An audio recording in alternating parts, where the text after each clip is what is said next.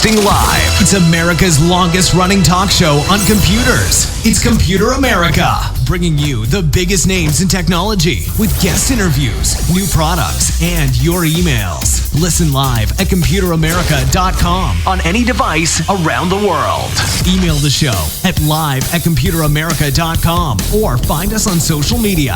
Be sure to check out our website for contests, giveaways, show notes, live video stream, podcasts, and more. You're listening to Computer America.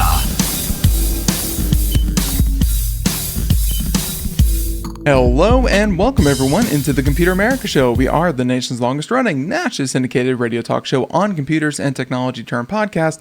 Everyone, welcome into the program. I hope that you're doing well and you are ready for today's show.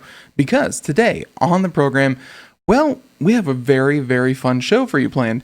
A lot of, big news stories released today, and to help us digest them is, well, the one, the only, Mr. Nathan Evans. He is with Popzara.com. If you want to find out what they do there, check it out, Popzara.com. We'll have a link in the show notes, as well as to any stories that we talk about here today. So if you're busy, if you're driving, if you're doing something important, don't worry, we have your back. Just head on over to ComputerAmerica.com, and you can find everything right there. So with that being said, I'm looking forward to a number of these stories. Some just really kind of realizing the hype around the Fallout show and what that has translated into for the video games, and kind of, I guess, what Halo was kind of wishing happened. All they had to do was just make a good show, but they try and they miss. So we're also going to talk about Apple being shocked that the Apple Vision Pro not as highly in demand for a, what is it, $4,000 or $5,000 headset, $3,500 headset. Shocking stuff there. And of course, the recent TikTok ban and what that means for, it's weird, like the largest social media company in the United States, and really probably around the world, ignoring some of the, key Chinese ones. So with that being said, let's go ahead and bring Nathan on. And again, Popzara.com.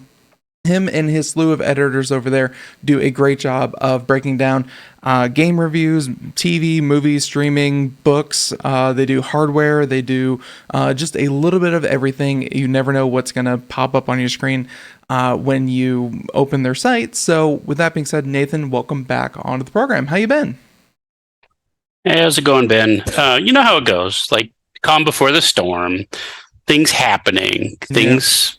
Yeah, by the way, just so we're clear, if I sound a little tired today, it's because I've spent a little bit of time in the hospital. I'm going to be having some procedures done tomorrow.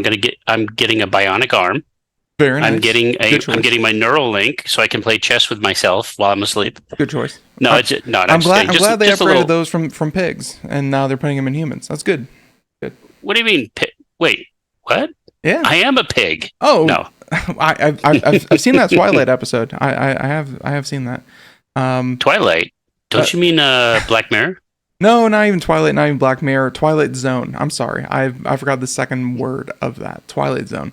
You know the one. But either way. Okay. So with that being said, Nathan, I think if you would like, while I check out this link you just sent me, if you would tell the nice folks better than I could, what is happening over at Popzara? What the heck are you guys doing? Guys, calm down. Calm down. No, it's check this out. Articles are going to be posted about, I know, this is surprising, movies, video games, books, technology. Devity electric spin scrubber cordless cleaning brush. Yes. Yeah, yes. I mean, it's hard-hitting news right there.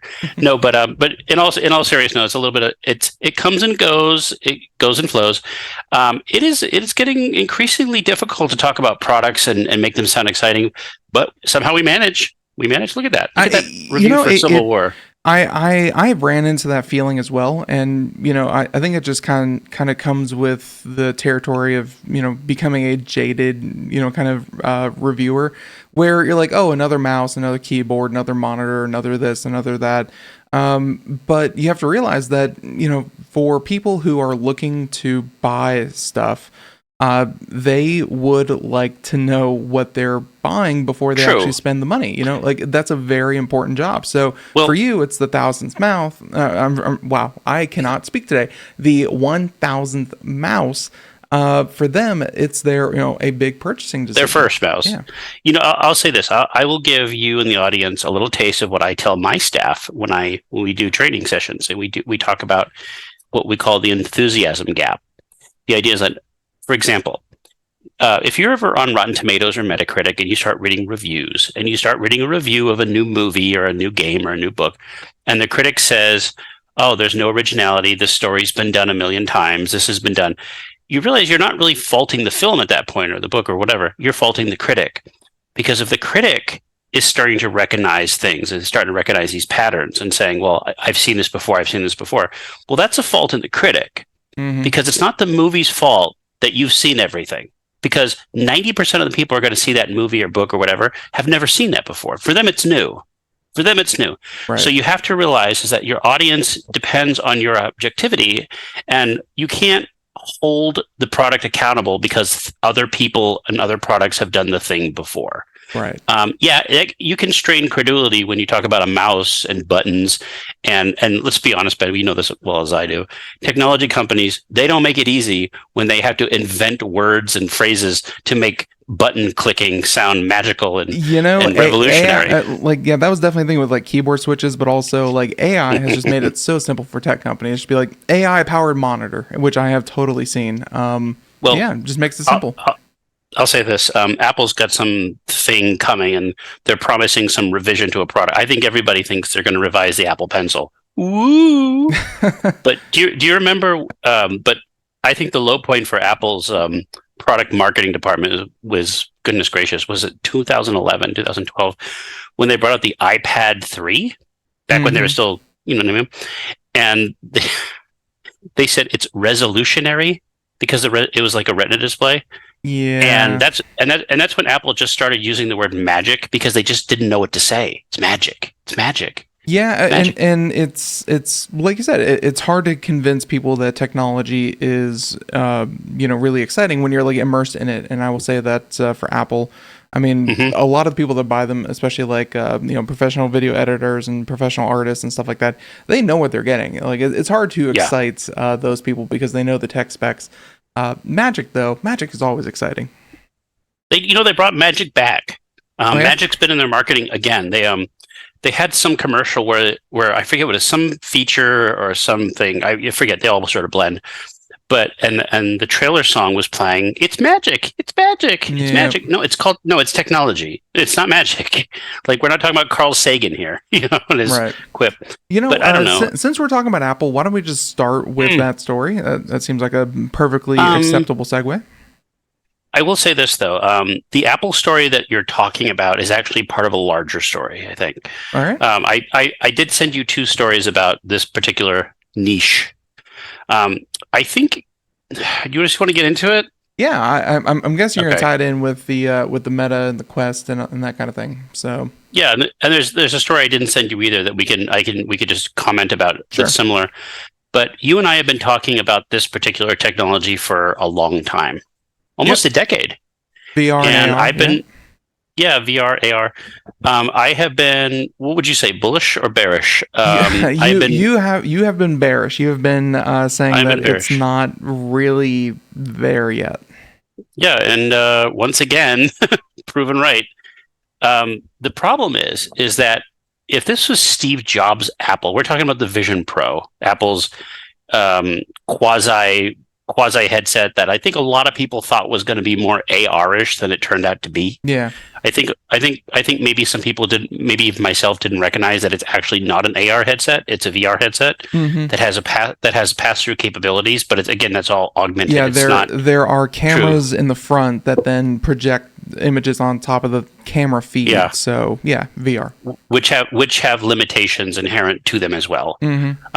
But I'll say this. This is Apple's version of it, and it is an expensive version. It is grotesquely more expensive than the next competition. But it's Apple, so it's magic, and it's resolutionary and all that stuff. But the fact of the matter is, it's not popular. And that's the thing. Like we don't usually hear this about Apple, and I've always been, bullish about saying that Apple doesn't usually release a product unless they know it's going to be a success. But I think the word on the street, Ben, they haven't heard anything official, but the word on the streets. What did Lisa Simpson say in The Simpsons? Like, the playground got the facts right, but they missed the point entirely. Yeah. So the facts on the street say that the Vision Pro is not selling very well, that it peaked very early, which is really not uncommon for this sort of thing. Yeah. And then it sort of dried up.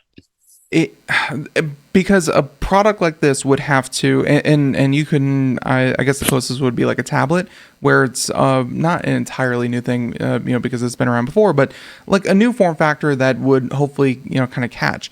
And tablets for a couple of years there had a great market. They really shook up. Essentially, they displaced the laptop market to an extent, and they also, kind of mixed with mobile phones a little bit.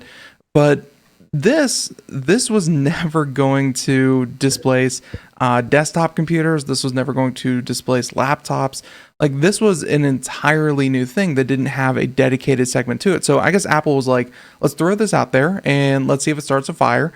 Didn't start a fire. And, obviously, like you said, the people that were excited about it bought it immediately. Got it. And then there was no fire after. It was just a flash, no fire. So...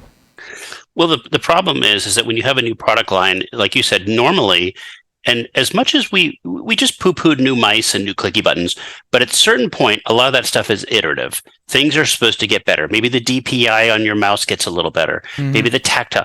Logitech has a new mouse with a Copilot button coming on. Logitech, no, nobody wants that. But whatever.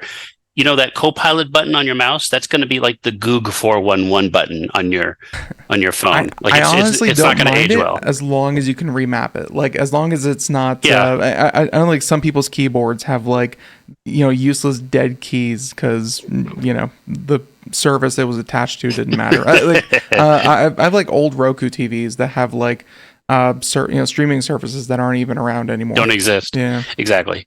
But the fact of the matter is that the iterative products usually serve a purpose, and eventually, like glaciers, we're going to see evolution happen in slow, and pretty soon, your mouse will become what it is. You can buy a mouse right now, like I have, that only has that looks like a mouse that has the two side buttons and maybe a scroll, and that's good enough. Then you see those wackadoodle mouse that have like 5 billion buttons that are remappable that look like... that I just got my G502 out of the box. It's been kind of sitting there. I actually really like the G502, even though it looks like a closeted transformer. It's actually really fun. So I have a G305 Lightspeed. But pretty basic, common, little thick in the trunk for me, but overall pretty good mouse. Very accurate, not too expensive. Yep. But the fact of the matter, do I need Copilot? No. Somebody might want Copilot. That's fine. But they're iterative. But when you have a product like Vision Pro or MetaQuest or any of the VR headsets, they are technology in search of a platform. A market. And as much as we want to, we like to talk about science fiction. We like to say Minority Report. We like to say Lawnmower Man. We like to say whatever. But at the end of the day, no one, and I mean nobody, and I've said this before and I'll say it again, nobody has made the case for VR to replace your monitor. Nobody's made that case yet. So immersion's not a case. The best case that I can see, and I have tried this either at CES or in some of the showrooms around there. Like I haven't bought one myself, which is saying a lot. But like the case is you have to try it, and unfortunately for Apple, people aren't going to shell out $3,500 just to try it. Like that's the problem. But I think even trying it though is not going to make the case, and I'll tell you why. Because, again, no one has to be convinced to buy a car. No one has to be convinced to buy a PC. No one has to be convinced to buy an iPhone or convinced to buy a toaster or convinced to buy a lot of things. Another thing real quick is the reality of humans. And this is very important. There was an article that came out the other day about nearsightedness, that it's hitting pandemic levels, like epidemic levels. Like more people are nearsighted than ever before. Yeah. Now, you have some skeptics that say, oh, it's just being diagnosed. No, people's eyes are bad. Like my eyes are bad. Your eyes are probably bad. Most people's eyes my eyes are great, by the way. Laser eye surgery, highly recommended. Yeah, because you have magic on your eyes. You have that magic I had technology. bad eyes, and I definitely do attribute it to Game Boy, which we're going to talk about later. But yeah. But the fact of the matter is though, is that when whatever is causing it, you're asking people to strap 2 light bulbs onto their eyes. with absolutely nothing to save you from it in between. Mm-hmm. And you see the same problems with Apple Vision Pro you see with every single other VR headset. People have eye strain, dizziness, they have headaches, they have neck strain, all that stuff. And none of this, and the Apple Vision Pro solves none of that. None of it, absolutely none of it.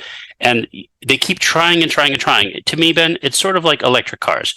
Electric cars are great. They serve a purpose. No one necessarily has to be convinced to buy them. The problem with electric cars is the infrastructure doesn't quite exist yet. So, but Here, once the infrastructure exists, say, 3D TVs and how it's making people fall down the stairs when they had them in their homes. Well, 3D TVs were always going to be junk. Like nobody wanted those either. But the fact of the matter is, going back to VR for a second, in electric cars, like if you have a city or if you have a municipality with electric car, EV chargers, then it makes sense because it's just, I hate to say it, for the most part, it's just a car. You drive around, boom, you charge. You don't have to be sold on it. What VR headsets, what the Vision Pro does, and by the way, last time we chatted about Vision Pro, I applauded Apple for going into the productivity market and getting away from the gaming market. Right? I still do. My other prediction, I even said this on your show, if I were Mark Zuckerberg, I would license the hell out of that thing. I would say, it's cheap, let's do this. And to some respect, he's starting to do that, which we'll get into in a minute. Yep. But the fact of the matter is, you put on Vision Pro, you do this, you saw the normal, the influencers out there. I'm going to make a crazy video of me going downtown, driving my car, doing this crazy stuff. None of that helped. And it didn't help that all the optics, all of them, made the Vision Pro wearers look crazy, like insane. Like there was nothing cool about what these people were doing. Because, VR is by design a very kind of secluded personal experience. Like it's VR, you're putting yourself in a different reality. And I guess when you try to showcase or highlight that, it's going to look boring because it's going to look like someone just sitting there or standing there and kind of, waving their arms at something that you can't see. It's just not an exciting thing. Although I will say that this article that you're pulling from IGN, they're saying that the reported Apple analyst said that they're looking at the Apple Vision Pro roadmap and may no longer release a new, cheaper model in 2025, which that line makes me really question Apple, which, it might be dead. It might be dead in the water. Right. As much as one can question a $3 trillion company and be like, hey guys, you aren't doing it right. I will say the main problem with this product, and everyone said the build quality is good, the durability is good, the battery life's kind of whatever, but that's going to be what's going to be. The main problem with this product is its price tag, and they don't want to release a cheaper model. I don't know. It seems like instead of fixing the main glaring problem with this product, they're just saying we're gonna kind of pull back here. Like they might have a chance. It seems like they're going to shoot themselves in the foot by not doing it. To be fair, though, that's what Apple does with every one of their products. They never release a cheap version. They have iPad. They have iPad and more expensive iPad. They don't have cheap iPad. They have more expensive. Yeah. iPhone, more expensive iPhone. Well, they have like Mac, the iPhone more SE, but Mac. even the SE is more expensive than every other budget phone. Yeah. I have the SE. I'll tell you right now, worst phone I've ever used. But it's still an iPhone. Yeah, it's still better than some crap Android phone. But I'll say this: at the end of the day, though, I'm not dismissing the quality of what the Vision Pro is. I'm not dismissing the build quality. I'm dismissing the market, the premise, huh? Like the premise, just the premise in general. Because again, when you mentioned the iPad a little bit ago, when the iPad came out, I got to tell you something. Immediately, I knew I wanted one. Immediately, people thought of a million reasons why this could be a better version than a laptop for a lot of things. And the technology people, the Luddites, the old guard. Oh, it doesn't have a keyboard. I believe here we call them fuddy-duddies. Yes, fuddy-duddies. Well, fuddy-duddies, boondoggles, whatever. But the fact of the matter is, they couldn't see because they wanted things to be it's what Henry Ford used to call the racehorse committee. It's like Camel is a racehorse designed by a committee. The idea is that I can't see outside of that. And true, the iPad didn't replace laptops. It didn't replace it. But what it did, it added a new market sector that revolutionized things. Mm-hmm. Like you go into a store now, they have iPads that instead of a cash register. It's been so integrated into society in ways that I don't think Steve Jobs even saw. But it's there. It's iPad, and I don't want to say tablets because the market is pretty much iPad, but the iPad has been a shockingly big success, huge success, game changer. Not in the way Apple saw it, but it still changed the game, and it made the world a better place. Oddly enough, more for business. Yeah, it's and artists, by the way, and I want to say artists. Mm-hmm. Poor Wacom or Wacom or however you pronounce it, mm-hmm. but they have digital artists, digital. We just reviewed a book on Popzara called "This Is Me." It's done by a comedian from Comedy Central called Asher Perlman, and if you go look at his videos online, he draws all his comics for the New Yorker with an iPad, with a stylus. He's all iPad. He doesn't need a laptop, just iPad. And a lot of people are like that. A lot of digital artistry is done with iPads because you don't need an expensive tablet machine. You don't need a Wacom, digitizer. You just need an iPad with a pencil, and that's pretty good value. And I think that might be another reason. And then we're going to segue over to Meta and the Quest and all this kind of thing. But I will say that experiences for VR don't really translate to to a lot of other mediums. And just like you were saying with the iPad, and how you can create, it's great for image creation, content creation. It's great for kind of a drawing and that kind of thing, which can be displayed on pretty much anything. Yeah, these VR experiences. You can play like, flat videos like we're all kind of used to, but for strictly VR experiences, VR videos, VR video games, VR, even operating systems, let's just, take it there. That only works on, the VR device. And that's just VR and only for you. Mm-hmm. And it reminds me of this commercial I saw years ago. I don't know if it was a commercial for the iPod. I don't know if it was a commercial for one of the, the knockoffs. But it was this commercial. I don't know if you remember this. It was about like 50 kids were on the beach, right? Mm-hmm. And there was a noise ordinance in the town.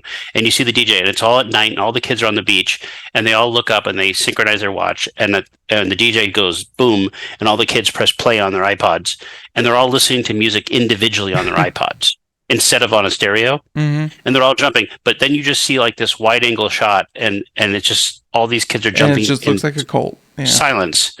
And I was like, that's depressing. Yeah. Like that is how I look at VR. And I think that's how a lot of people look at VR, is that on one hand, you want this to connect you with this 3D world, but to do that, it needs to disconnect you from the real world. Right. And I think the moment you disconnect yourself from the real world, you lose something. You lose something that I think was the whole damn point of the internet and connectivity and Zooms and Skypes and everything. It was to connect you, but not disconnect you. Right. And I think, it's like after the pandemic, Ben, you ask people to evaluate Zoom meetings. Oh, Zoom's going to change the world. We're all going to do this. People freaking hated Zoom meetings. They hated being on those things. Oh my God, it's unproductive. Like you've seen the results. It's unproductive. We didn't get much done. Nobody liked it. To be fair, Zoom meetings have all of the same complaints actual meetings do. It's just they're conveniently on your computer. So yeah. But there's no snacks. You can't. You're not lulled in by the promise of muffins. By the way, full disclosure, we're on Zoom right now. Yeah. But the fact that where's my muffins, Ben? I was promised pastries. I'm they're on their way. No, you're having surgery soon. You can't have That's probably. True. Okay, so with that being said, let's switch over to Meta Open's Quest operating system. So for everyone who doesn't know, obviously the Quest being Meta/Facebook's VR headset. And they're opening it to third-party device makers. Yes. That's a big deal because obviously, if you want something to actually get big, i.e. think like Android, hey, let everyone use the platform and, they can build their own hardware around it. But the software-wise, they're going to integrate it into you, hopefully. So. Yeah, they're basically going to be let OEMs provide the hardware and Meta will provide the software. Now, I'm a little on the fence about this. On one hand, I think it's a good idea. I mean, I told you what I would do if I was advising Zuckerberg. I told you this before. I said I would advertise the hell out of it. I'd make cheaper versions. I'd let people license the software, and I'd make productivity apps. That's what I would do if I was Meta. right? You don't need the best product. You have a $500 headset. $500 is expensive, but next to $3,500, that looks like a bargain. It's a bargain, yeah. It's a bargain. And look at technology itself. Look at video games, look at laptops, look at computers.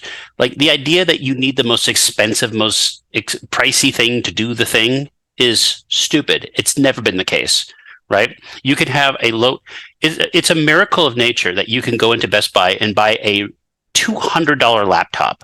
No, $100 laptop. Mm-hmm. And you can be very productive with it. It's pretty good. Like the threshold for getting online is not very high anymore. You don't have to settle for garbage. Will a $1,000 laptop get you a better experience? Sure. But what if you don't need $1,000? What if you just want $300, $400? Right.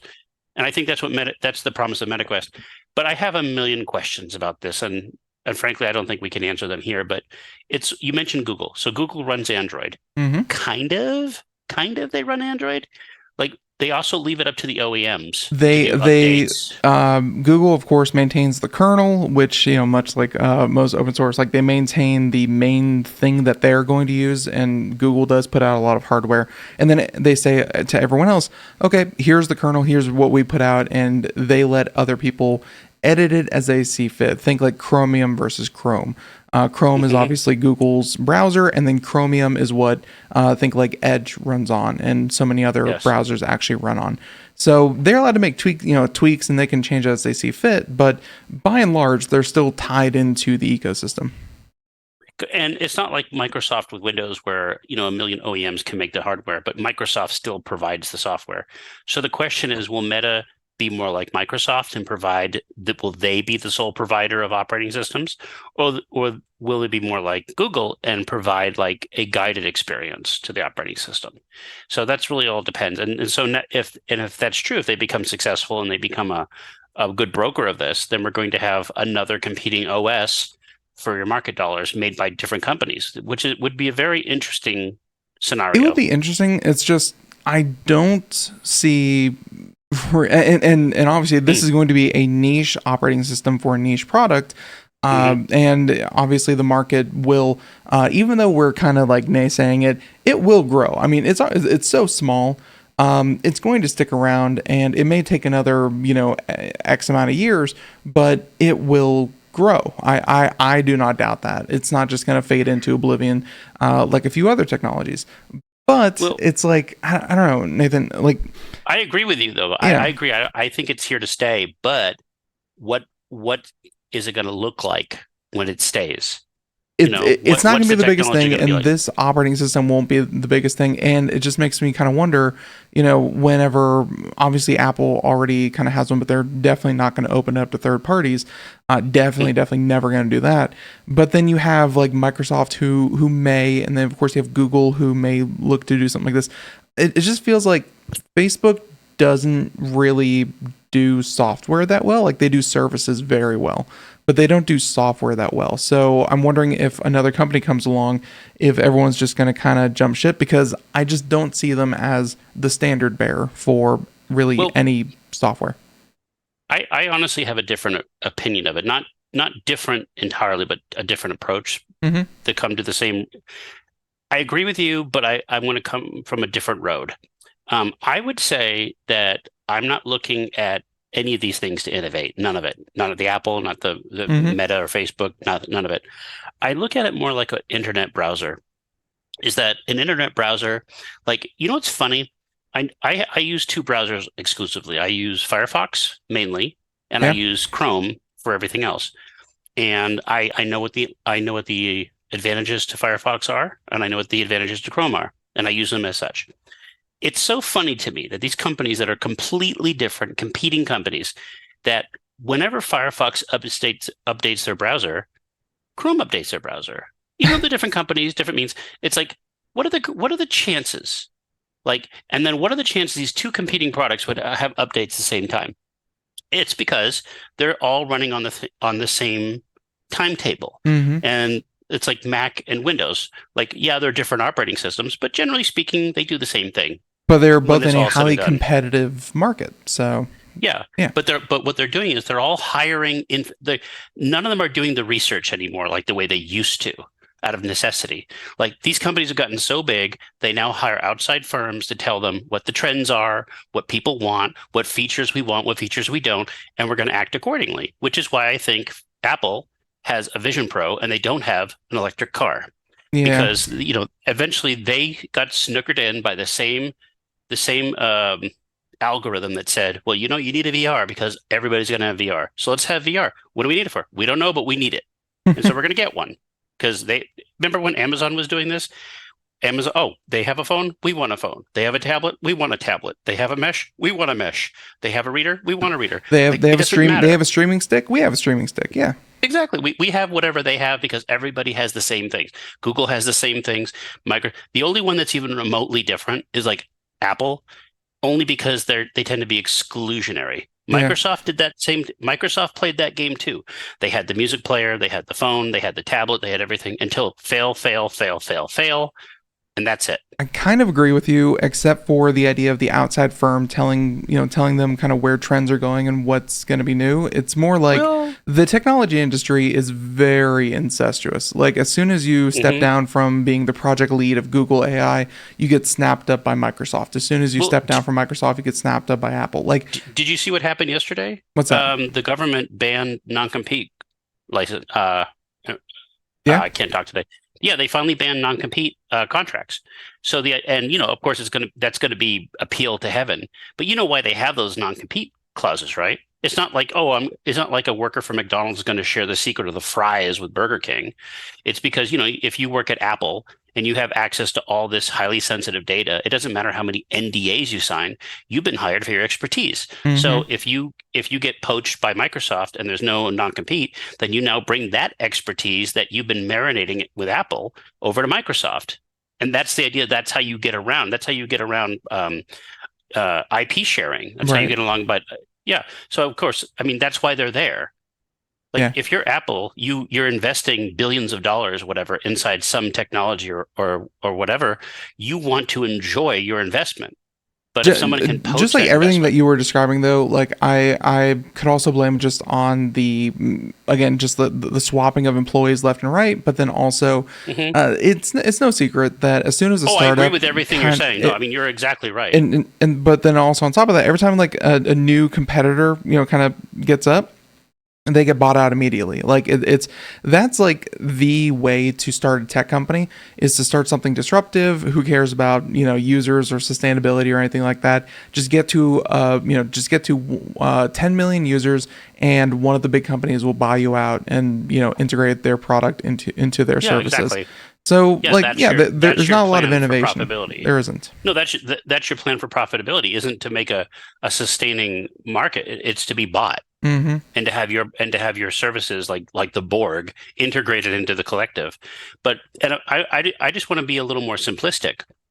If we could just go back, and if I can just be a little childlike about it, this is why I think people like Steve Jobs, and they like companies like Nintendo, and they like companies like companies like what Disney used to be, is that we identify this idea, whether it's true or not, with a singular inventor, like an Elon Musk in some respects. People do like geniuses. That they like a face, yes. But they like the idea that someone is doing it and not a company is doing it. For example, if you watch a movie trailer, it'll say from the studio that brought you the Avengers, that's because nobody involved in the Avengers is making that movie. But if you have from the director of Terminator, I know what that means. That means that someone with some skin in the game, who actually put up or shut up, did something. That's the implication. That's why Steve Jobs could go on stage with his little turtleneck and he could command our attention, because his success rate was pretty good. Then you have the naysayers. I call those the Tesla people. The ones who say, well, Edison didn't invent anything. He didn't do anything. He just hired good people. And I thought to myself, well, yeah, that's what a good manager does. Like a good manager knows the people to hire. Do I think Steve Jobs was out there creating the iPhone and creating the iPad? No, he had Johnny Ives do it. He had other people do that sort of thing. And, you'll notice with Johnny Ives, we give him credit for creating the design of so many iconic products. But since he left Apple, he hasn't done anything. Yeah. Why is that? honestly, it's because he got that big contract with Apple immediately after he started his own firm, and he's like, you know what, I'm going to take a few years and go sip pina coladas on a beach, which, I say good for him. I hope that he is doing that. I will say though that he's on like cameras though, right? Like Leica cameras and all that. Yeah, he's doing something like that. Anyways, this article that you linked to from Reuters about Meta and the whole Quest and the operating system thing, I do like this line towards the bottom of the article, saying that obviously they talk about the Vision Pro and Apple, but Google was also reportedly working on an Android platform for VR and mixed reality devices. So like, I hear what Facebook is trying, or what Meta is trying to do with this whole Quest operating system. They have, I would say, the best VR kind of headset for the price. I would definitely give it to Meta. Their headsets are actually really good. But when it comes to operating system, Nathan, I don't think they can compete against not just the Android of VR and AR and MR, but like literally Android in VR or mixed reality. Well, again, Google's best asset is Google, and Google's worst asset is Google. Like, they've shown that they struggle to make competing products outside of their purview. Like they struggle with this. Like I remember years ago when Microsoft brought out Windows RT, I think it was. Yeah, that was with Windows 8. Yep. And all the reviews said, "Oh, the App Store is kind of limited right now, but don't worry, it's Windows. The apps will come," and they never did. Mm-hmm. See, we just gave them too much credit. And I think you see this because a company can be successful in one area and not be successful in another area, even though it's the same area. It's like what Steve Ballmer used to say: developers. Well, yeah, you got to get them. Yeah. Like isn't that strange that you can be the dominant platform? You could have the biggest user base. You can have all that, and yet still you can't get people to develop for you. Like Microsoft actually, you remember Microsoft was touting that Android apps were going to be available on Windows 11. I don't think they ever really took it out of beta, but instead they didn't choose Google. They choose Amazon. They chose a fork. And guess what? Now they announced they're getting rid of it because, no one wanted it because you put the wrong store on. Yep. Like you should have put Google Play. For sure. You said you had a third article to kind of tie in with this, or do you want to? Yeah, a little bit. Jump. Not really an article, but there was reports earlier this year that PlayStation's VR, the PSVR 2 was also not doing well. Like it came out, sold really well. People said, "Oh, it's here to stay," but the sales dried up. And now Sony's having trouble getting rid of units. And again, we haven't heard any official thing yet because companies, shocking Ben, they don't usually talk about their failures. But the fact of the matter is that you have a PlayStation VR 2. In a perfect world, the PlayStation represents the ideal. It's a game console. It plays Blu-ray. Well, it should play Blu-rays. It has access to the internet, has access to storefronts. It should be the perfect system. It should be the Meta of Meta. You know this, right? Right. Who better than the company that actually runs the game industry? But failures happened. The product was more expensive than the base unit. It was $550. Software adoption was almost non-existent, and by all accounts, the PSVR 2s failed. I just pulled up an article that kind of outlines it pretty well. They said that the Meta Quest 3, very very popular this past holiday season. The PSVR 2. $50 more expensive than the Meta Quest 3. You have to have a PlayStation 4 or 5 or actually I think you need the PlayStation 5 to run it. So that's another $500 on top of the asking price, assuming you don't already have one. And then on top of that, it wasn't backwards compatible with PlayStation VR 1 headset and games. So now, yeah, there was a story earlier this year that said that Sony was going to make the PSVR 2 compatible with Windows. We haven't heard anything else on that. But even still, that's another operating system that developers have to develop for. I have the same issue with when I hear about iterative, like what I call Band-Aid consoles, like the PlayStation 4 Pro or Xbox the Slim One X it's like where you have a slightly different variation that causes nothing but headaches for developers who aren't going to get any extra money but have to do all this extra work. The Meta Quest, what's it, 3 now? Are they on 3? 3 or 4. I think they have 4, but the 3 is the one that was selling. Yeah. Yeah. But from like a technology standpoint, it's nowhere near as powerful as the PSVR 2. I mean, it's not even close, right? That's like saying a Switch and PlayStation 5. But you don't need a console with it. It's everything self-contained. Like it's got massive advantages, but it's got one disadvantage, and that it's run by a company that's unscrupulous, like Facebook or Meta. And so, again, I don't know if VR can ever be accepted if it's not run by a good company. And that might be the missing ingredient in all this. Like maybe people want VR, maybe people are just waiting for it, but it's just not being run by a good company. Like and I think with PlayStation, like they're, you're selling this headset that only has like what they've only sold like 300,000 this last shipment. I think there's like a total of like 100 or 1.5 million kind of headsets, versus how many consoles did the PlayStation 4 and 5 sell? Like if you're going to make a game, you're already targeting, the smallest fraction of a large part of the gaming market. And then and then you're asking them to kind of develop exclusively for your stuff. What I'm saying is there's not a lot of money that these game development studios have to throw around. Why would they throw the money? So you're only looking at the independent developers who are going to really do something. I don't know. It's adoption is going to be slow as long as hardware is slow, and hardware is going to be slow as long as software isn't there. So much like electric cars, cart before the horse, horse before the cart. No infrastructure. So we'll see. Well, I'll say this. I don't. There are two ways of looking at it, and here's my final thought. Bringing up electric cars again versus gas cars.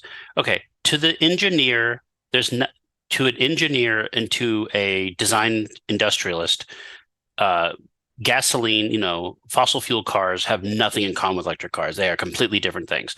To the consumer, they're pretty much the same thing. You put key, you start up, you drive. That's all they care about. They care about the experience. Like they don't care what fuel it runs on. They just want it to run.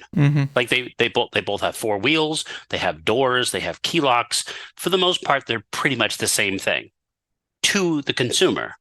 And I think that's the problem with VR and most new technology in general, is that PlayStation, Xbox, Switch, Meta, whatever. Like, does it do what I want it to do? I don't care what powers it. Does it do the thing? And the problem is that the thing that it does is not what they want. Right. And you can keep on repackaging the thing in a million different ways until you give them a reason to strap this thing to their face and exclude themselves from the world and look silly doing it. I mean, it's like what Einstein says, you're just doing the same thing over and over again. You're expecting a different result. Doesn't matter how expensive it is, doesn't matter how cheap it is. Yeah. So we will have to see again, based on I think what you and I kind of think. We're going to be talking about VR in the future. Like it's not going anywhere, but it's going to be, when is this thing finally going to pick up speed? And who knows? But either way, we're going to move over from that and back to the first one on your list. Let's talk about the TikTok ban, because this has been pretty big. And before it was kind of just essentially talk that legislators want to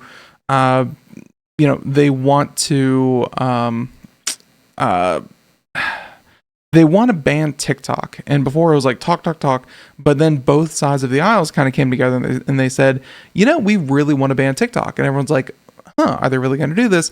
And then they finally got it pushed through. They got it signed by the president, and now they are actually. It's the law now. It's the law now. I think it's 9 months with a provisionary 3-month extension, if the president so chooses. So within 9 months, they have to do what they've been talking about for. I think. Was it Trump that kind of started this whole thing back like 3 or 4 years ago? Trump started. He got ridiculed for it. Then the Biden administration took over, and I want to be clear about something. I think both sides are disingenuous. I don't think this is a political thing at all. Now, there's why.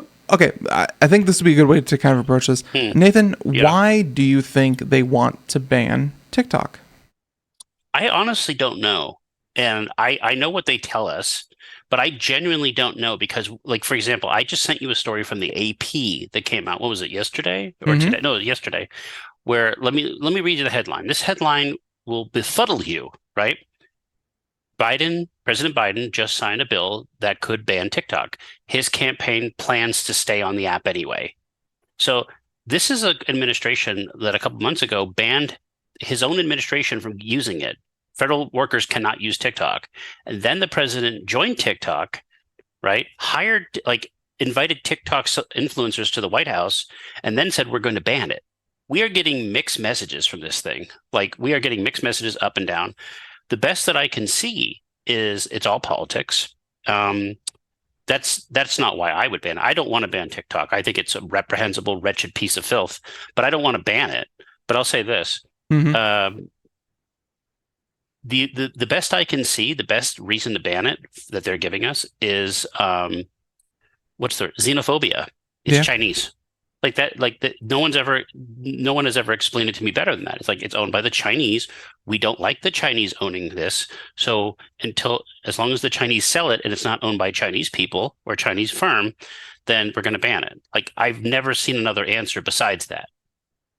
I have seen a lot of pushback from people that be like, oh, okay, so if the U.S. spies on us, then that's okay. But if the Chinese spy on us, then that's not okay.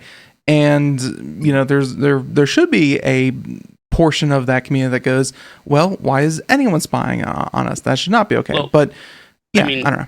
Now, I would have hoped. Now, I would be uncomfortable with this, but if the argument was that TikTok is harmful, that it promotes certain stereotypes and certain types of body dysmorphia and mental illness and sexual violence. Not really and I know where you're coming out with TikTok, but that's just the internet. Like that's social media more so than TikTok. It's just TikTok's the biggest one, so it gets the most arrows. So, but I would be uncomfortable with that too, because like you said, you could say that about Twitter or X, you could say that about Facebook. Definitely Instagram for sure. Yeah. Definitely Instagram. And the truth is, you can make that argument and you could win that argument. You could say that.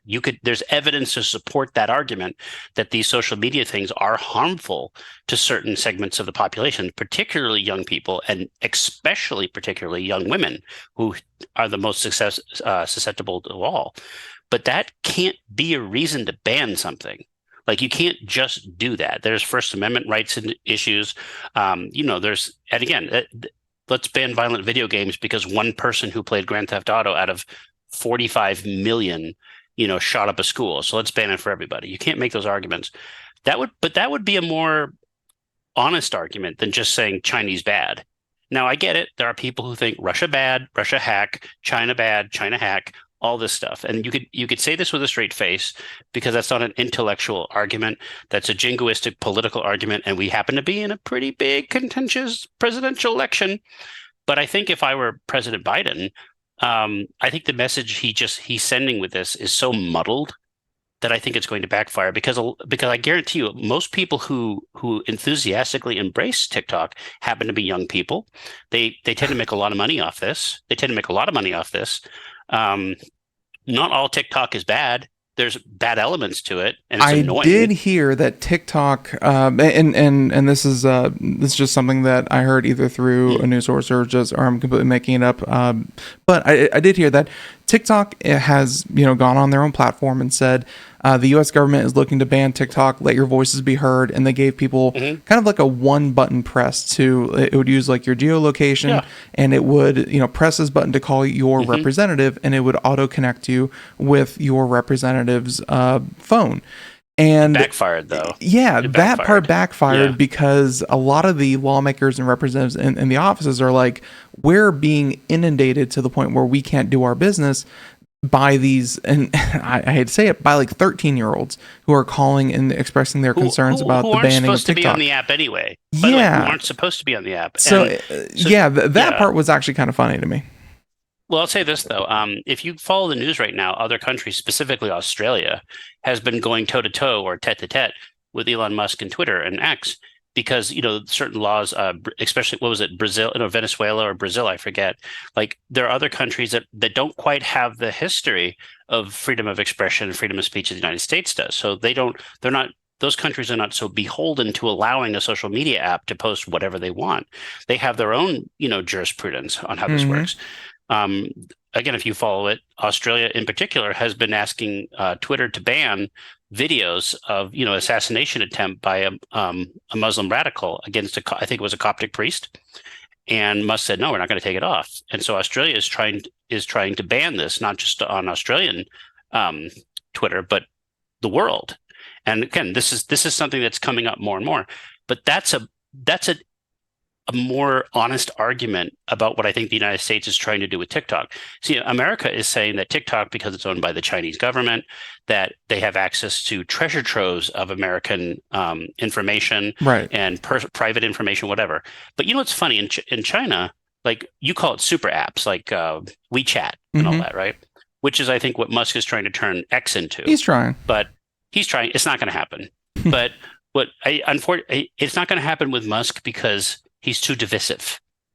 Whether you agree with him or not, he's too divisive. You need someone who's out of the picture. You need someone behind the borders.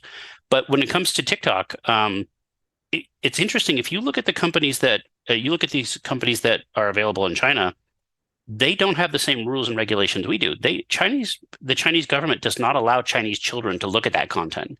They limit their access to that content. They see, sometimes I wonder. Don't hate me for saying this. I'm going to get banned. But sometimes I wonder if China just looks at the United States as a test ground for what's caustic and says, "Look what TikTok did to those American kids. We don't want that here." So you know what happened when they're drinking bleach. You know what happened when they banned kids under 18 from playing more than like an hour video game a day, and then they're only allowed like 2 hours on like Friday, Saturday, and Sunday. Sales of VPN went through the roof. Like it's not that hard to kind of get around what the legislation kind of said, and I don't think that. And don't get me wrong, it's much easier to do things when you are the legislative body, you are the business license hander-outer, and you have complete control over the data that is coming in and out, and you kind of get to make the policies and essentially dictate the way that these companies run. If you say, video game companies, you're really addicting the kids, stop that right now, and no one's allowed to buy or use your product under the age of 18 for whatever reason.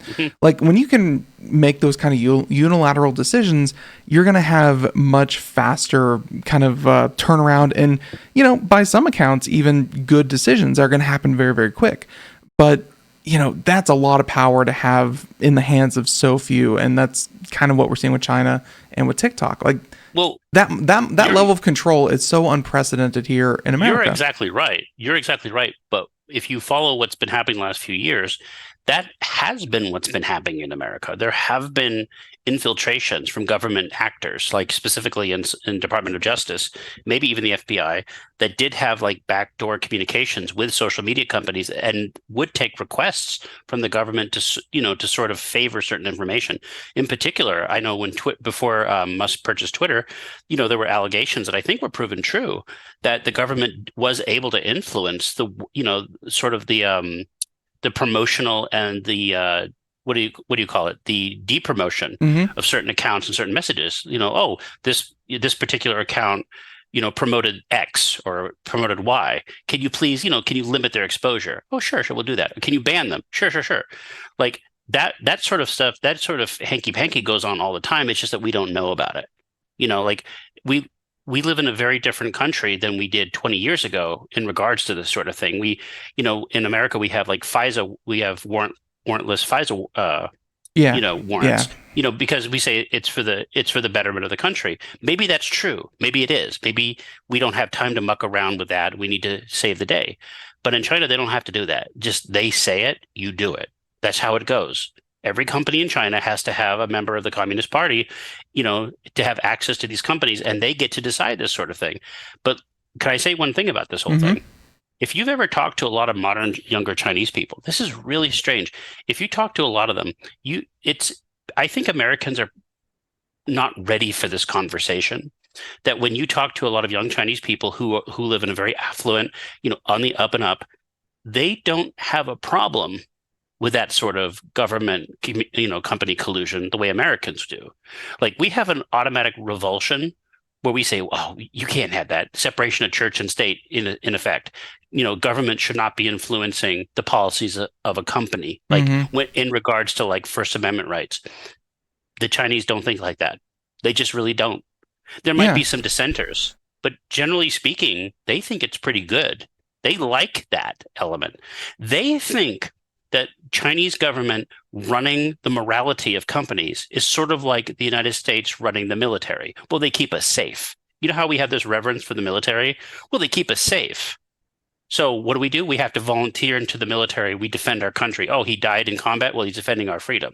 That's the sort of mentality a lot of young Chinese people have when it comes to the interoperability between government and companies. They don't have that moral disgust the way Americans do. That's a very big distinction. I will say there is a truly fundamental core value difference that is definitely kind of happening, and this is something that we've been watching on the show forever, which is there are two internets. Like really, there's the Chinese internet and there's the rest of the world internet. And we used to talk about the Great Chinese Firewall and all that kind of thing. Yeah. But no, it's kind of like, if you're in China and you're dealing with Chinese products, Chinese services, Chinese companies, Chinese whatever, you are using an internet that is completely divorced from what's happening outside. Yes. So I think when there's any kind of American companies could not get the kind of access that that Chinese-based companies could in China. Like Google tried for years to get into China, and they had to make essentially an entirely different product to even get into China, which I think they called like Dragonfly or something like that. And I guess I don't know, Nathan, it really feels like there's like an unwariness that when either of these two internets kind of start to mix and blend, the Chinese don't like outside influence inside their internet, and other countries don't seem to like the Chinese internet kind of slowly building its way into essentially the rest of the internet. I don't know. There really is. I don't know if it's xenophobic. I don't know if it's just core value differences between the two, but there is that divorce of those two segments. I also think it's willful ignorance on the part of the West, that we feel that everybody wants what we want. Everybody values freedom in the way we value what we consider freedom. And I think it would do anybody, any listener of this show, anybody who's even curious, to start educating themselves on modern China and to stop thinking, well, in Chinese, the Uyghurs, they don't have human rights. Like, you can't just dine on those platitudes. China is a gigantic nation that is extraordinarily powerful, and they are exempt from a lot of the rules that like the West would be. Like, for example, we talk about climate change. They're exempt from a lot of that stuff. Like they run the manufacturing of the world, and for the most part, they run a lot of communications things. They run so many financial institutions, and they're human beings like anybody else, but they're human beings that are built around an ethno-culture that the West can't understand. Like, the closest parallel that you have to what China has would be the United States, but in a different way, Ben. The United States is not built on any one particular nation. Yeah, the core was, Anglo-Saxon at one point. Then it was Africans, and then it was indigenous people, and then it became, European, and now it's becoming, a mixture of Middle Eastern. It keeps adding to the collective, but the core fundamental rallying point for so long was the United States, that you come here, give us your poor, your destitute, your hunger, whatever, and you become a U.S. citizen, granted these rights. In China, you're Chinese. Now, that's it. That's what we have in common. But Americans have been so easy just to poo-poo China and just insult them and whatever. But they do not understand what's going on over there. And I would recommend anybody to do a little research and realize that the Chinese people don't necessarily want what you want, or they don't want it the way you want it. Like, sometimes there are people in China. Cultural differences, absolutely. And I'll say this, and this is going to hurt, but this is true. Some Chinese, they look at what Americans do with sort of a disgust and revulsion, and they say, "Why would you do that to yourselves? Why would that happen?" And the United States, Britain, Europe, France, whatever, the entire Western world needs to wake up and to understand that the world is not theirs alone anymore. And there are other people with other identities and values different than theirs. I'm not saying they're better or worse, but they are very different. And that's why, going back to TikTok for a second, if I were the United States, though, if I were President Biden, especially during an election year, I wouldn't piss off a huge portion of my constituents during an election year. So, you have to be a little more consistent. So this is something that I saw with, and I honestly, I have not really looked at Reddit for about a year and a half now, or something like that. And you've never been happier. Well, honestly, Reddit's just like any other social media. Too much of it, and you're just gonna. Reddit's just like TikTok, just sugar. like X, just like whatever. Too much sugar. Too much sugar, too much stimulation. Yep. Like I have been trying to reclaim my digital sanity. It's going well. I'm only mostly insane now, but I will say that when I stopped using Reddit, the idea that I had in my mind just completely blew out of my mind. But I forgot everything I was just about to say. Reddit has bricked me. I don't. Nathan, what is happening to me? It DDoS'd you. Yeah. No, but I think I know what you're talking about, though. You're talking about Reddit as a social media network, like anything else. It's just a different type of social media network. Kinda, no, but I definitely had a kind of point that goes along with all this. I will say though that just TikTok going away will, the void will be filled with something else. Let's wrap up this little segment here and distract from my complete loss of my idea. By the way, just so you're clear, YouTube has anticipated this. YouTube introduced their shorts videos a while ago. So did Threads. Yeah. I heard that too. Musk is talking about resurrecting Vine.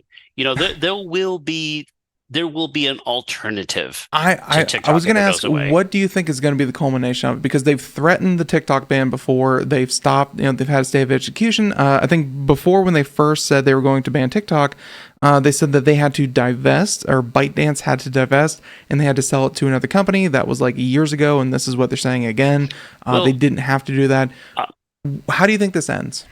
I'll say this. The last time we went through something this xenophobic was Huawei, or Huawei. How do you pronounce it? Huawei? Huawei, sorry. I should know this. I speak Chinese a little bit. Bendan. So, well, sure, Bendan.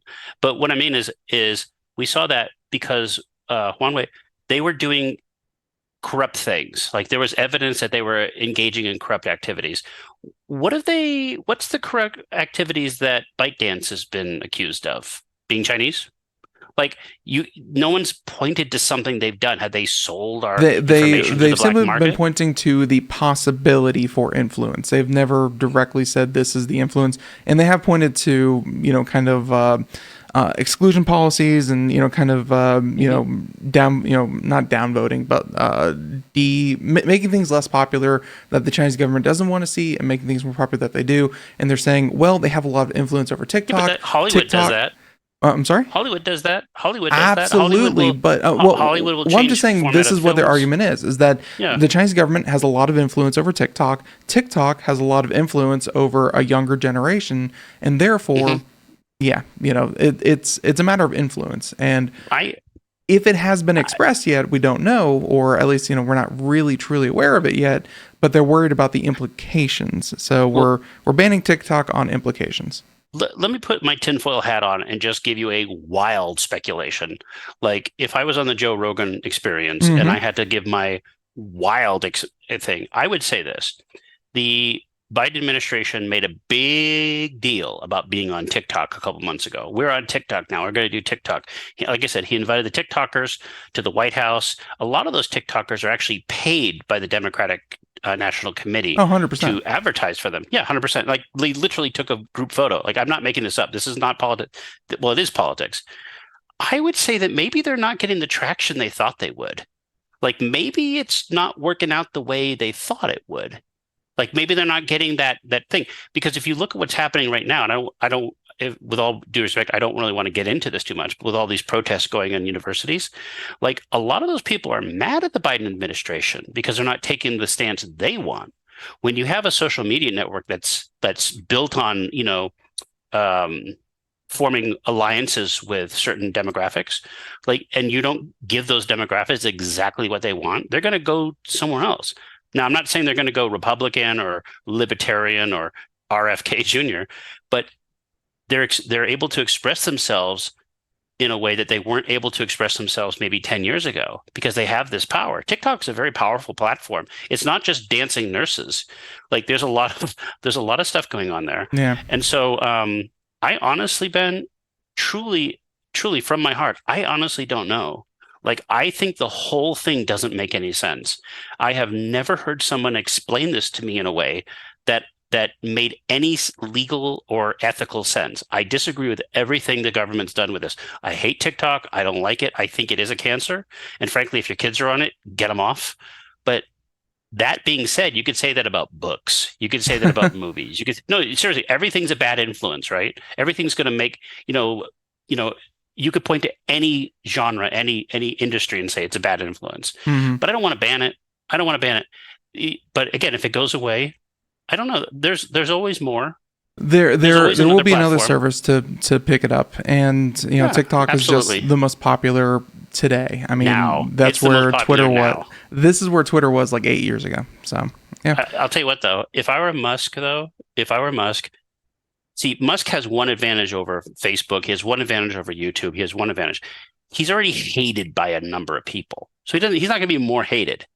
But what social media network is better situated to pick up the TikTok slack than Twitter or True. X? True. Like they're uniquely set up already for it. Hey, Elon Musk, I'm sure if he just shells out, another 46 billion, whatever it was he paid for Twitter? 100 billion, 200, 500 billion. Yeah, whatever the number is. Yeah, there you go. He can have that one too.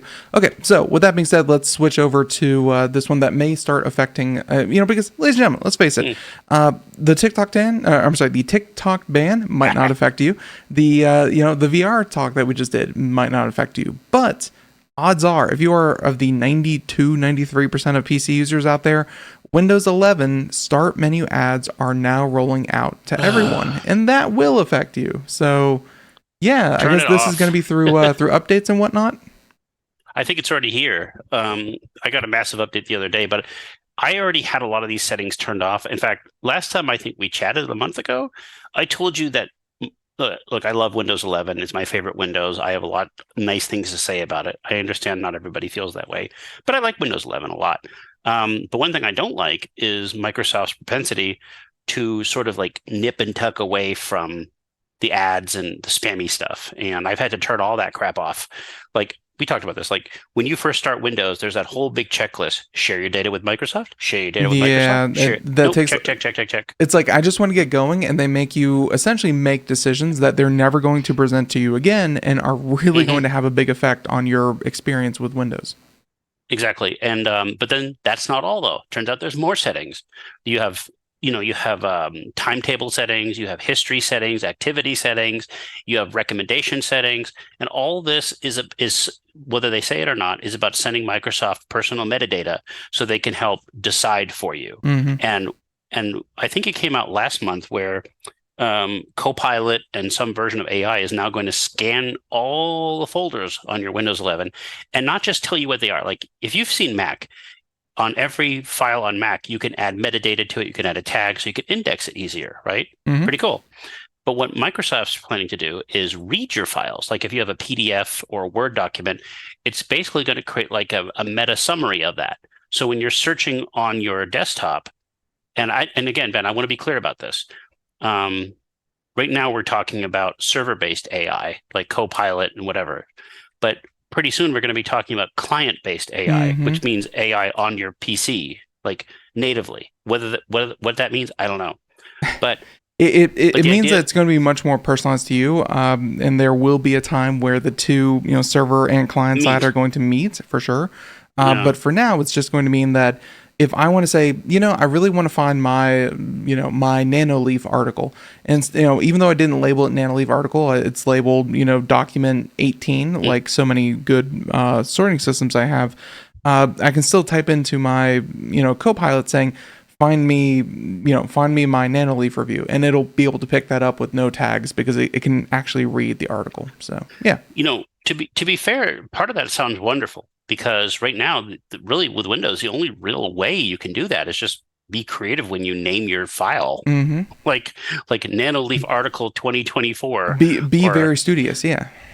Yeah, but again, Macs have had the advantage for that for a while because of in file metadata editing. But no, it's the idea is that I think what you're talking about now is that Microsoft's going to start putting ads in Windows 11 Yes. Start menu. Yes. So for those And who can see it, they have a little screen grab of a Windows 11 start menu. You click the start menu, you get all the different pinned different apps. Honestly, I've never looked at any of these. I don't really browse that way. But then below that, you have your recommended, and your recommended are recent files, recent folders, recent things that you've done. Mostly, it's just like recent stuff or frequently used things. And here they have one that shows a 1Password ad, essentially being highlighted saying save password safely. It's not that it was used, an hour ago. It's not that this was a frequently used app. It's that this is a placed ad, and it's going to be right there, nestled into your frequently used stuff. It's going to look like not an ad. It's going to look like that's what I'm kind of like. Honestly, if that orange box that they're using to highlight it, if that was there around it kind of natively, I'd be more okay with this. It is so hard to tell the difference between just what is an ad and what is just a recommended feature or whatever. Well, that's the point of a good ad. That's what they call sponsored content. Yes. Is when you create content that's an ad that looks like content. By the way, I won't see this because I have that crap turned off. Like I've had this turned off forever. Like if you want to turn it off, everybody listening, just if you're on Windows 11, just hit the Windows key, type in jump, and that'll bring up something called jump lists, and you can turn it off right there. Just turn that crap off. Nice. Like turn it off at the source. Turn off your activity. And it's not about being paranoid. It's the idea that it's like death by 1,000 cuts, like by attrition, is that there's so many little bits and bobs that erode your safety and your security on this sort of thing. And you shouldn't have to be so vigilant against the operating system that you purchased. It's your business. Like if they want to do this on a public computer, that's fine. But this is like, you could have private stuff. You could have medical records on here. You could have private info. What if you're a psychologist and you have records of patients? What if you're a trauma coach and you have records of children's I don't want to get into it, but there's definitely certain private information that we kind of take for like really, Nathan, what you're talking about is this is fundamentally changing what a personal computer is. This is no longer just my device that I have behind a password and everything on it is mine. It's Microsoft saying, Windows for a long time has been a service, and we're going to start treating your computer, even though it's your computer, as a Microsoft service, and we're going to start taking your data. Yeah, I'll say this: I told you a couple minutes ago about I use Firefox and Chrome, right? I told you I use them very differently. One of the reasons I use Firefox more than Chrome for most of my browsing, first of all, it has the search bar, which is massively useful, and Chrome does not. Chrome has the omnibar. The omnibar is basically a version of what we're talking about. You don't have URLs, you just type because it's your search. Let Google decide everything. Let Google decide where you're going. Let it search for everything. We got this. With Firefox in the search bar, I get to decide. I can change my search engine on the fly. I love Firefox. If you haven't used it, use it. It's the greatest thing in the world. But at the end of the day, if you're on Google or on Firefox or Chrome, whatever, and you type in something, there's cookies, right? And some of those cookies will store your data, and that's why you could be on Amazon 1 minute looking up, I don't know, cookies, or you could be looking up, ladies' underwear because you're trying to buy your grandmother something, and then you go on Twitter later on, and you're seeing ads for ladies' underwear on Twitter because there's interoperability between that because you're on the browser. But what Microsoft is suggesting is that the personal files on your computer, which are not connected to Firefox or Chrome, are now going to be up for grabs because the information that you're inputting on your computer, your personal files, which have been indexed, they've been indexed to the root level, right, are now going to be indexable and shareable. Whether they say it or not, they will be. Remember, Google has been doing this for years with Gmail. Oh, we're going to index your email, but we're not going to share the information. It's just for ad services. But no, they are, because literally, if they're reading your emails to serve you an ad, they're reading. Like, it doesn't matter if a human's reading it, a computer's reading it. If a computer's reading it, it's stored somewhere. If it's stored somewhere, it can be hacked. And that's what's happened. It's happened many times. And so I told you this before, and don't worry, I'm not going to jump ship. But stuff like this makes me look at Macworld and say maybe, maybe. I'm not at that point yet because I like gaming. but this is not. It bothers me. Yeah, this is not a positive story for Microsoft, but also it's an avoidable one. Although it does follow the rule of the opt-in, opt-out, where if you make something opt-out, the majority of people will not opt out because that takes effort. If you make it opt-in, the majority of people will not opt in because that takes effort. So by making it opt-out, let's face it, the majority of people out there are going to have these things in there. So, well, I'll say this. To be fair, ads in the search box are nothing new. Like they've been putting Bing ads in your start button for a long time. Like, but those are like culled from the internet. So, but you're right though. You're right. Like, if people have to opt out, they're not going to. Like, they probably don't even know they can. They probably don't even know they should. Mm-hmm. Because Microsoft is smarter than most people. They understand that most people will not care, and that's the truth. Yep. They will not care. Yep. So if they don't care, then we don't care. With that being said, if you want to figure out how to turn that off, we're going to link the article that Nathan sent over in the show notes, computeramerica.com, and you can see how to do it, or just do the whole jump thing that Nathan just outlined there. So with that being said, let's do two things that are fun involving gaming, and then we're going to wrap up this show, Nathan. So I think the first one's going to be Fallout, and really the success of their television series. You haven't seen much of it, you haven't seen any of it that's on your to-do list. I have seen a good chunk of it, and I will just say, for those out there who are kind of on the fence, it's good television. It really is. The Fallout series is just good television. So if you're on the fence, kind of recommend that you do it. But one thing that I wasn't really expecting, because honestly, I enjoy it. I'm watching it. For me, I mean, the Fallout games are a known entity. This didn't line up with, a new Fallout 5, which honestly, I think they probably should. Instead, you have your standby offerings, which are, Fallout 1, 2, 3, 4, Fallout New Vegas, Fallout 76, the existing Fallout games. And according to GameIndustry.biz, well, looks like Fallout games have gathered 5 million players in one day.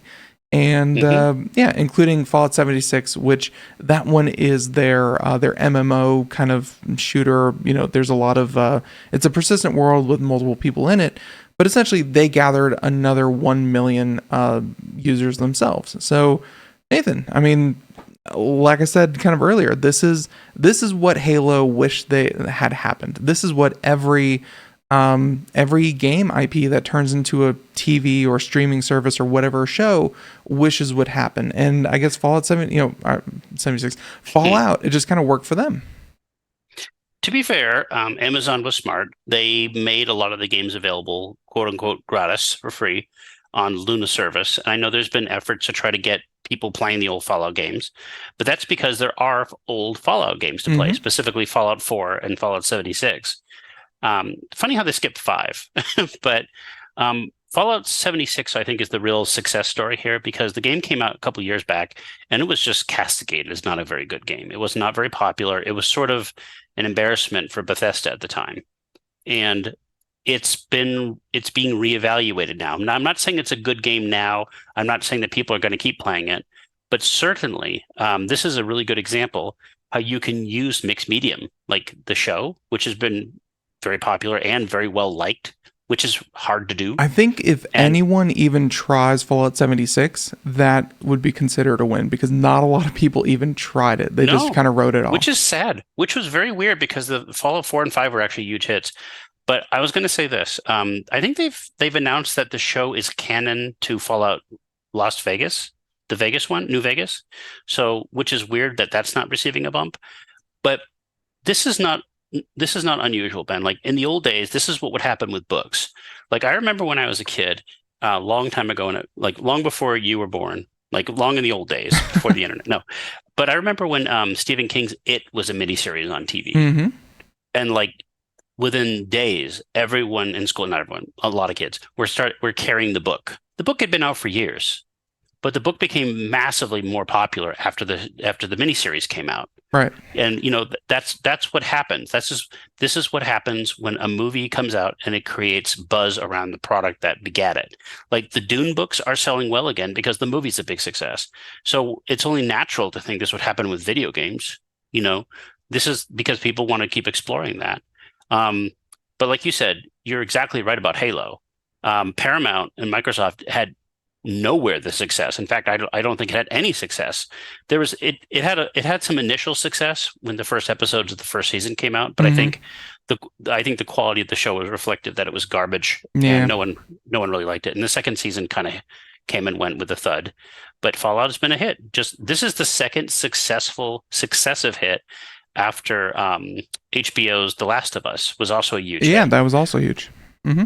Yeah, and so this is what happens when you get talented people who understand what they're dealing with and understand how to sort of translate a video game into a narrative. I'm glad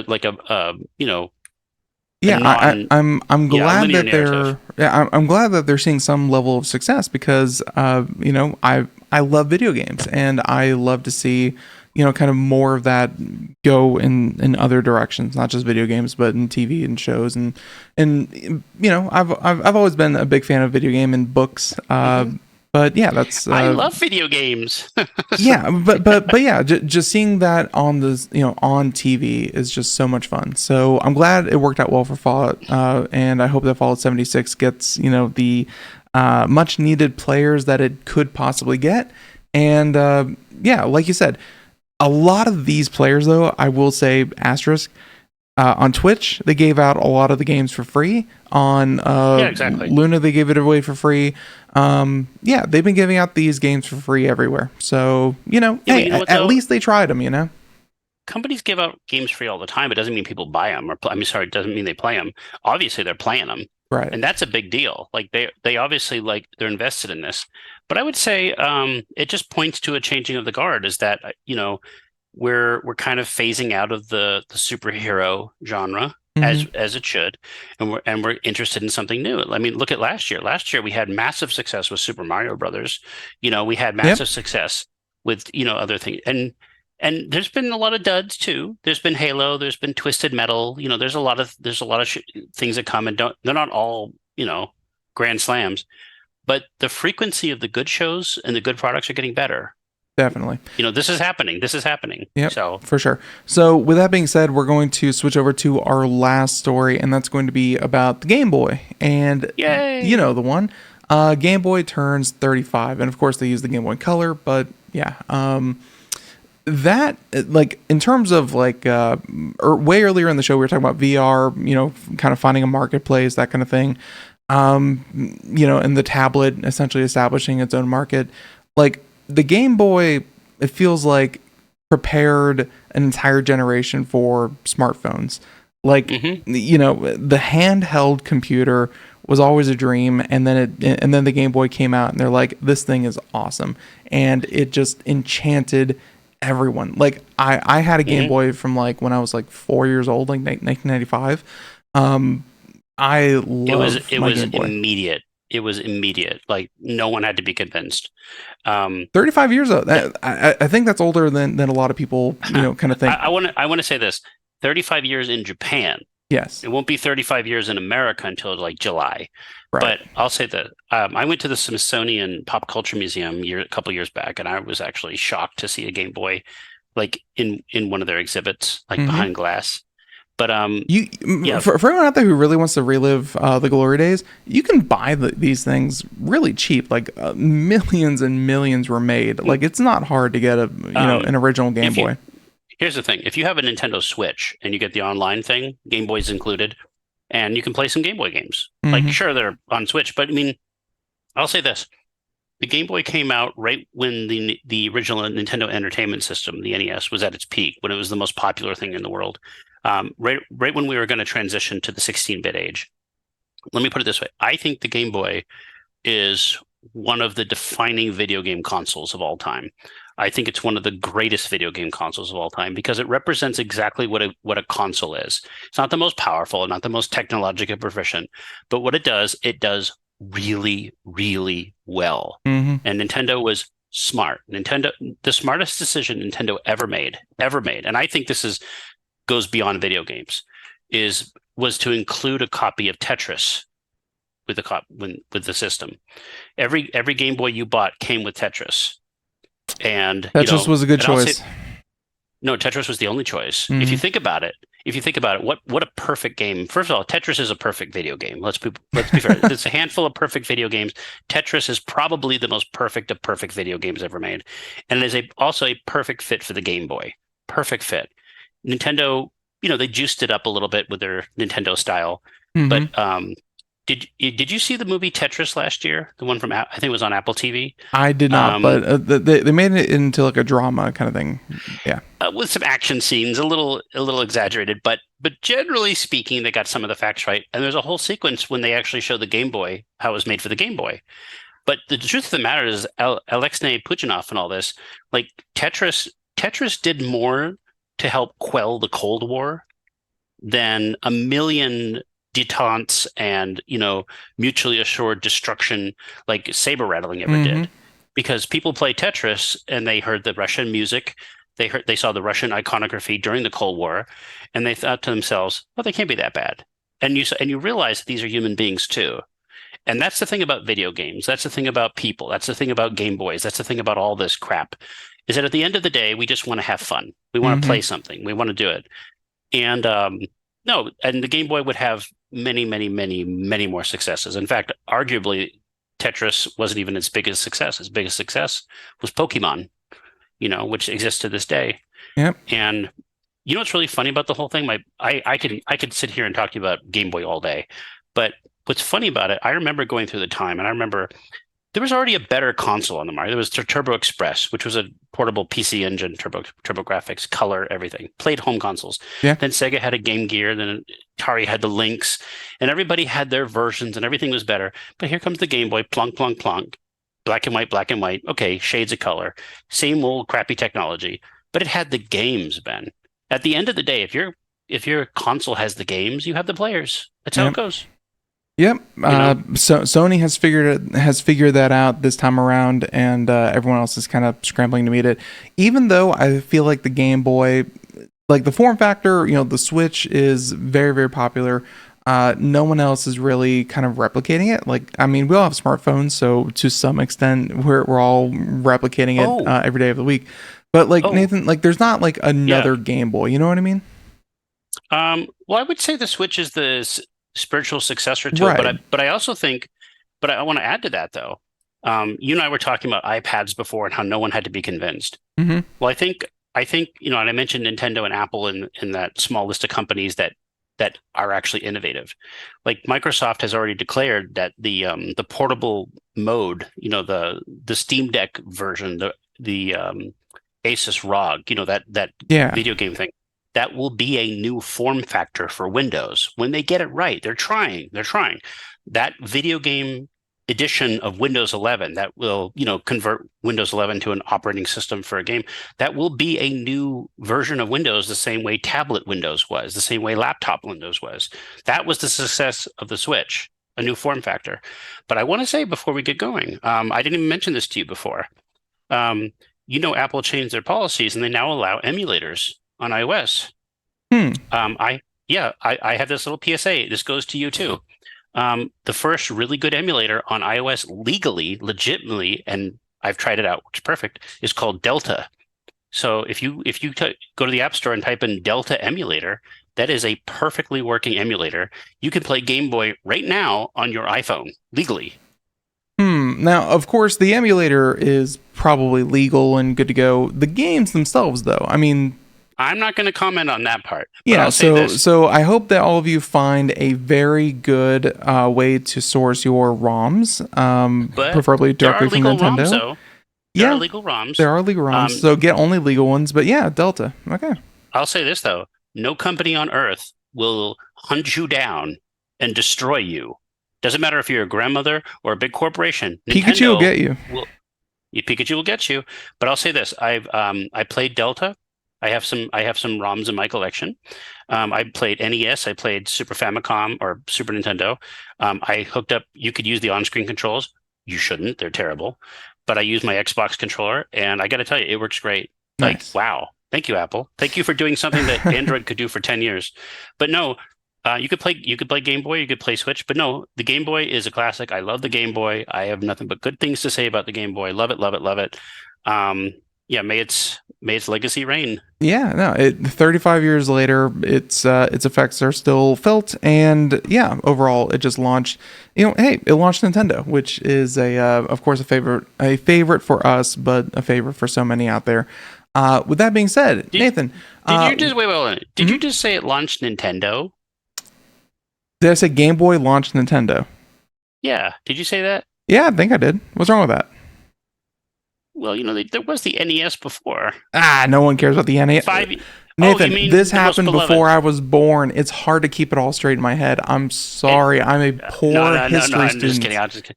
I'll say this, though. Mm-hmm. You are right on one thing, though. You are right about one thing.